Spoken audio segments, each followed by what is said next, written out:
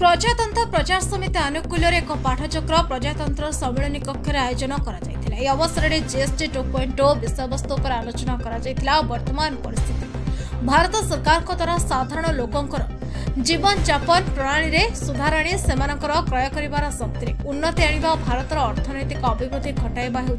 GST 2.0 मूल लक्ष्य बोली उपस्थित वक्ता माने मत व्यक्त करथिले। एतसहित भारतर माननीय प्रधानमंत्री नरेंद्र मोदी जी एभली एक दृढ़ पदक्षेपर प्रशंसा करने संगे संगे आगामी दिन में भारत को अर्थनैतिक अभिवृद्धि क्षेत्र में सारा विश्व चतुर्थ स्थान तृतीय स्थान को आने सहायक होब वक्ता माने मत पोषण करथिले। कटकर मान्यवर सांसद श्रीजुक्त भर्तृहरि महताब प्रत्यक्ष तत्वावधान में आयोजित उक्त आलोचना सभा ओडिशा उच्च न्यायालय वरिष्ठ आईनजीवी श्रीजुक्त विश्वभूषण बेउरा सभापतित्व करथिबा बेले उच्च न्यायालय वरिष्ठ आईनजीवी श्रीजुक्त प्रदीप पट्टनायक स्वागत भाषण और प्रारंभिक सूचना प्रदान करथिले।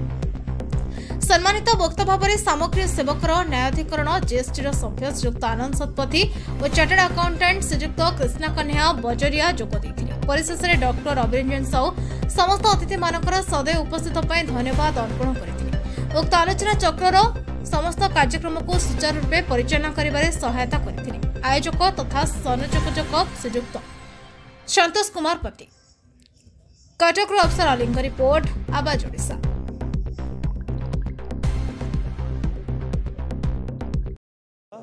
एटा गोटे विज्ञ लोक मानकर गोटे कंग्रिगेशन एवं प्रकृत में सहरवासी की केवल नु ओडिशा लोक अवगत करने करेन्ट टॉपिक पर अवगत करने ये जो कार्यक्रम यह अत्यंत अभिनंदनीय एवं आज जो जीएसटी उपर होता से जीएसटी रा प्रभाव लोकों ऊपर कौन अच्छी आज आम सागर आसी जे सदस्य टेक्निकल आनंद शतपथी सार अच्छा चार्टर्ड अकाउंटेंट मैंने अच्छा वकिल भाई मैंने अच्छा तेणु यह कहबी जे ये गोटे लोकहितकारी पदक्षेप या द्वारा सबु श्रेणी लोक मैंने जो कथा प्रधानमंत्री मोदी कहते मोदी जी जो आह्वान अच्छी जे प्रति वर्ष जड़े लोक जी जदि संचय करती ये संचय अभिमुखी योजना एवं या द्वारा देखो मेडिसिन है आपणकर नित्य व्यवहार्य जिनिस है मु कार कथा कहूनी कार तो कमी किंतु इंश्योरेंस सेक्टर कहतु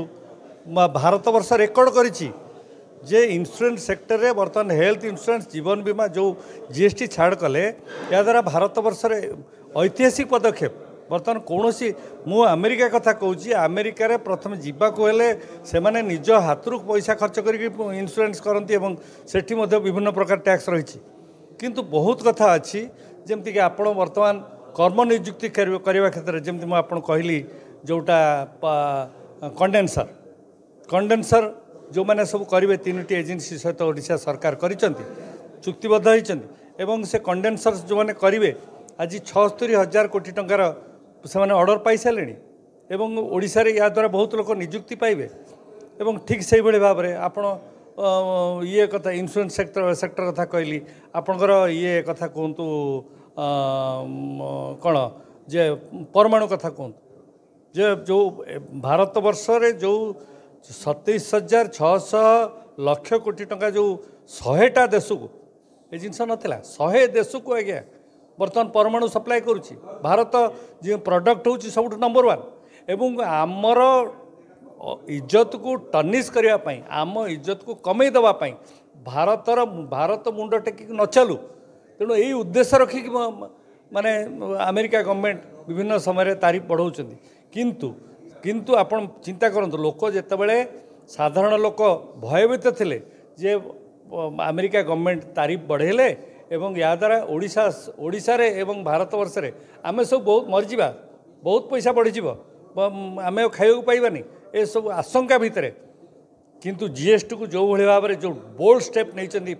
माननीय प्रधानमंत्री नरेंद्र मोदी जी जो बोल्ड स्टेप नहीं सेटा ये इतिहास रे प्रथम एवं सबू लोक से आखिर रखिकी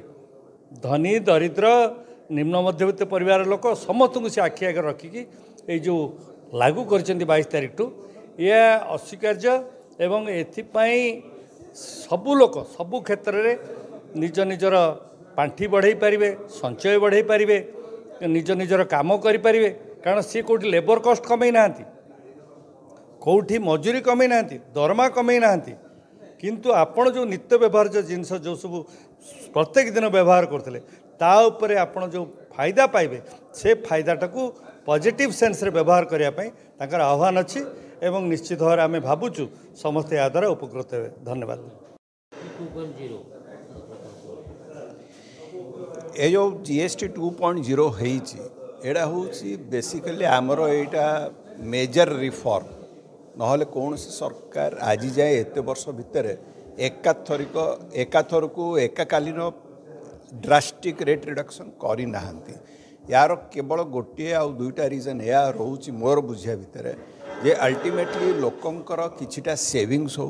जदि किछि संचय करि पारिले ताले से आउरी खुशी हेबे एवं अलगा जगह मध्य खर्च करिवे तेणुक इकोनॉमी को रिबाउंड हेबा दरकार एवं आगो को इकोनॉमी मध्य बढ़िया दरकार सेटा होछि प्रथम कथा। सेकंड कथा यार मेन होछि जे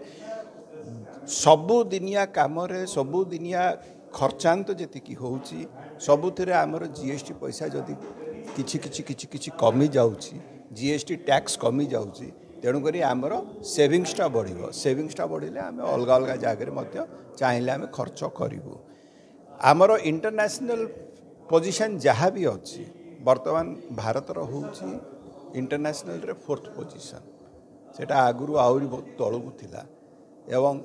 आमे चाहूँ भारत सरकार चाहूँ जे से पोजीशनटा 3rd पोजीशन को आसू 3rd पोजीशन को आसवा को हेले आमर GDP बढ़िया दरकार आउ GDP केमिति बढ़ियो जदि आमर रेट कमिवो ताले डेफिनेटली तार कंजम्पशन बढ़ियो कंजम्पशन बढ़िले प्रोडक्शन बढ़ियो प्रोडक्शन हेले इकोनॉमीटा बढ़ियो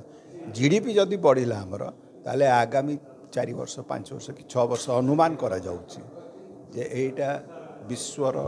आम देश 3rd लार्जेस्ट इकोनॉमी हे जिवो। वर्तमान आम जापान को टपी इकोनॉमी दृष्टि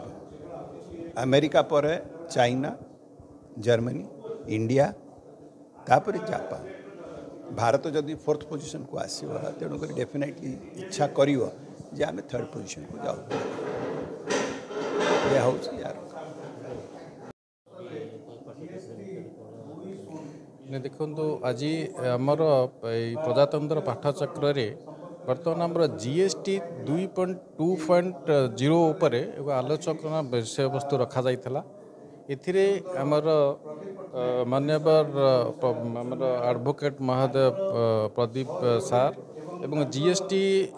टेक्निकल मेंबर आनंद शतपथी सार जोग देइथिले एथिरे मेन विषय वस्तु रहिला जे ए GST 2 आभिमुख्य कौन एवं GST 2 फल आमर लोक मैंने यार उपकृत किभली भाव पाउछंती एवं ए GST एक्चुअली आमर किपरि भाव भविष्य में इंडिया इकोनॉमिकल डेवलपमेंट हम